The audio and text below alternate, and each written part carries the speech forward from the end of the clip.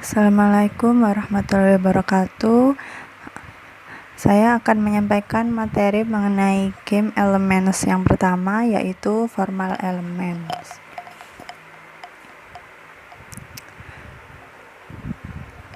Apa itu formal elements?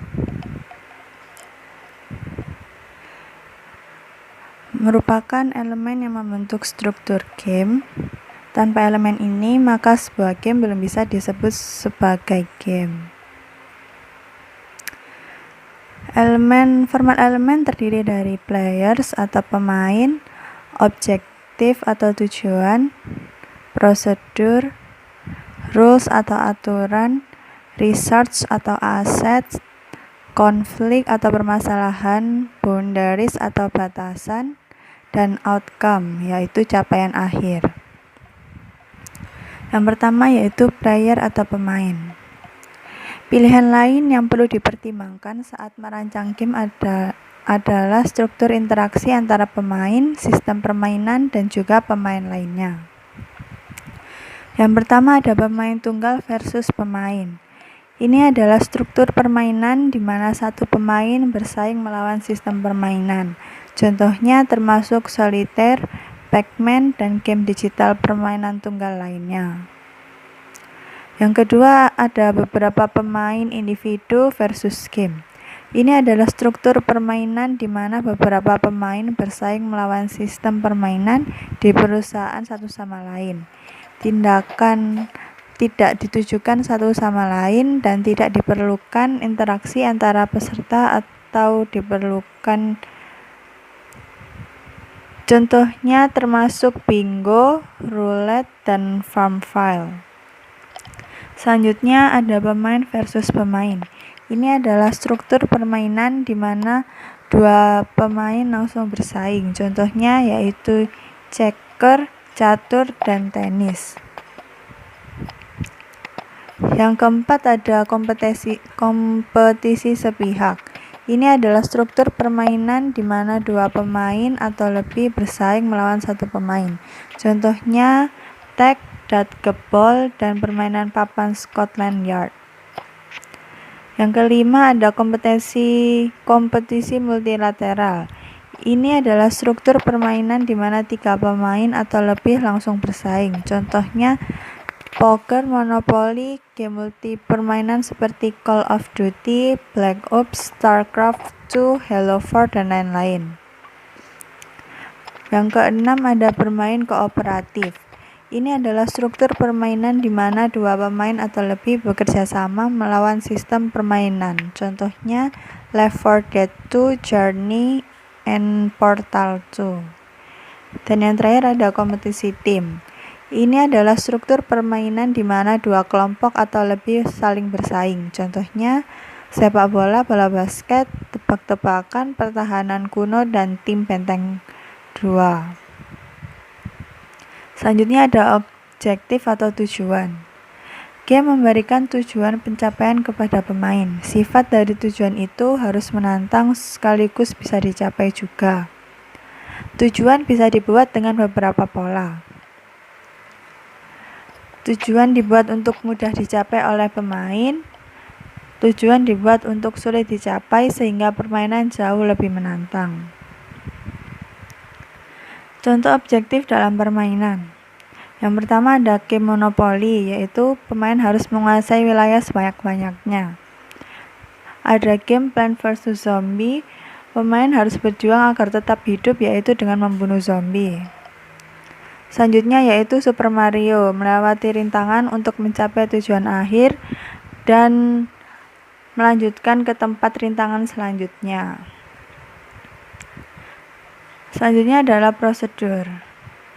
Merupakan metode yang dipakai oleh pemain untuk mencapai tujuannya di dalam sebuah game.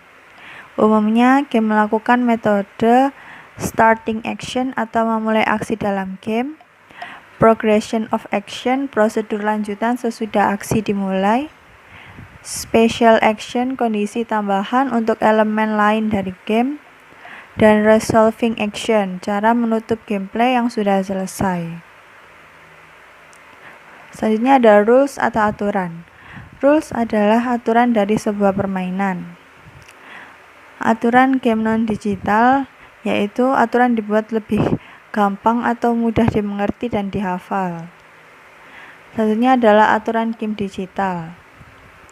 Aturan permainan dibuat lebih kompleks dan cenderung lama untuk memahaminya.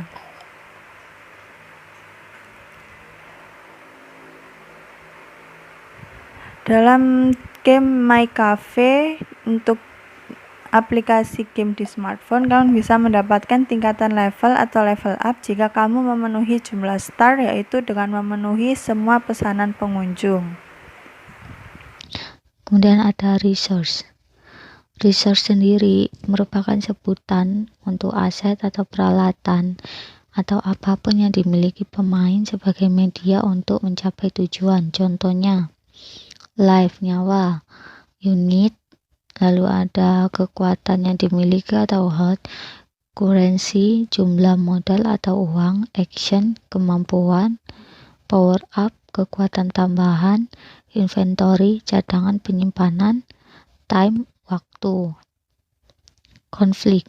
Konflik merupakan hasil dari adanya rules dan boundaries. Jika digabung dengan prosedur, maka pemain akan menghadapi tingkat kesulitan tertentu untuk mencapai tujuannya.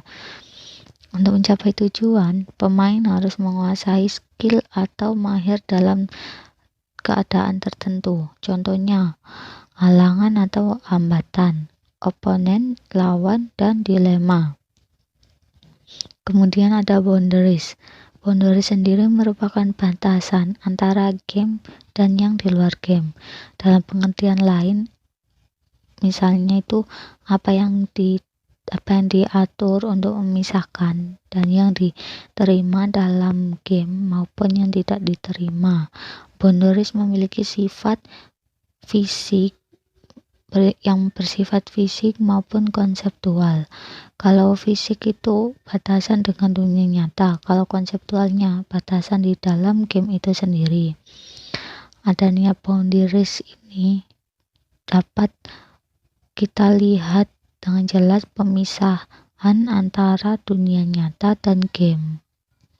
Outcome ini akhir dari permainan, dan permainan yang tidak bisa ditebak bagaimana pencapaian atau hasil akhirnya untuk menarik minat pemain. Hasilnya biasanya bisa berupa jumlah skor, pangkat yang disandang, kata menang, atau mendapatkan info. Dengan memahami berbagai elemen-elemen ini bekerja bersama dan berpikir tentang cara baru menggabungkan elemen, maka kita dapat menciptakan jenis permain baru untuk permainan kita. Praktik yang baik untuk desainer game pemula adalah dapat menciptakan jenis gameplay baru untuk permainan yang kita buat. Sekian dari saya, mohon maaf jika ada salah kata dan kurangnya. Wassalamualaikum warahmatullahi wabarakatuh.